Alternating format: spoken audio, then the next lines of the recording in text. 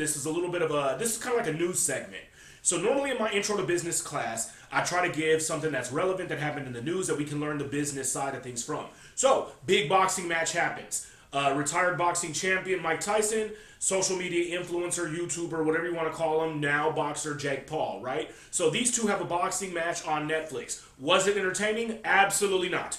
But it was a good business lesson. So let's talk about a couple specifics. Number one specific out of this is the business side of things. Now, Netflix is able to change things. There have already been a disrupted business. They disrupted how we looked at media, right? We used to go to Blockbuster, then we used to go to Redbox. They changed the game. Now we stream from home on a subscription basis. Now, originally what we were streaming was going to be movies and TV. Now they changed the game. They throw in a live sporting event, right? So this is another thing that changes things because we normally would have to go through the pay-per-view route, right? So we eliminate that. They eliminate the middleman, no more pay-per-view. Now the other big piece of this is viewership went through the roof. Viewership was crazy. It's not just crazy because it's on a streaming platform. It's also crazy because it's a global streaming platform, right? So basically, globally, you have people around the world that are able to watch. So big deal. It basically kind of slowed down their system, which I don't want to be a hater and throw salt on Netflix, but it did happen, right? Now, the other thing of this is it's showcasing the rise of influencers and the power of being an influencer. Yeah, Jake Paul has been training with boxing, and he's kind of done this transition.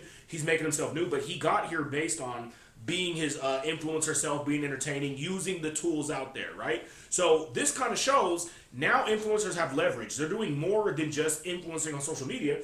Excuse me. They're actually going into other avenues, right? He's going into sports, right? So basically it showed, okay, this is something that now in this new creator economy, as they're calling it, it's kind of growing. I'm predicting it's going to grow more than they expected. I think at some point, you know, the younger generation, Gen Alpha, Gen Z, they're no longer going to watch normal TV. They're just going to watch content creators, right? But that's neither here nor there.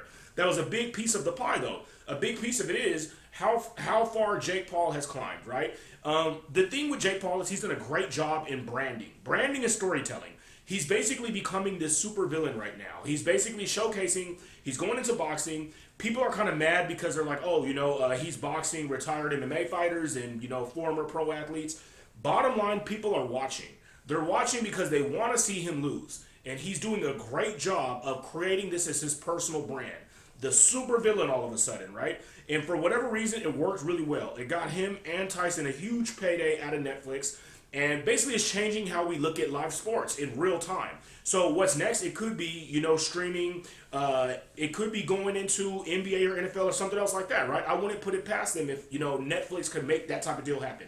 Maybe I'm just doing wishful thinking, but that's something I was like, okay, this is kind of cool to see. Little news update, something different.